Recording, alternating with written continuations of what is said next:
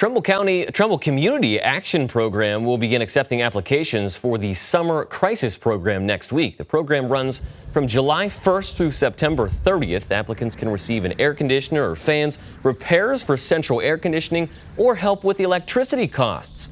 To qualify for this assistance, someone in the home needs to be 60 years old or older. If you're under the age of 60, there needs to be someone with a documented medical condition by a doctor.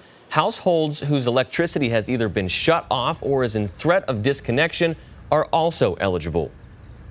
We assisted with approximately 500 households, possibly more this year. Anyone wishing to apply needs to schedule an appointment. Those can be scheduled either online or by phone. We have put all of that information on our website, WKBN.com. Hi everyone, I'm Lindsay Watson. Thanks for watching the WKBN 27 First News YouTube channel. If you want more video news, subscribe to our channel. And don't forget to download the WKBN 27 First News app for breaking news alerts.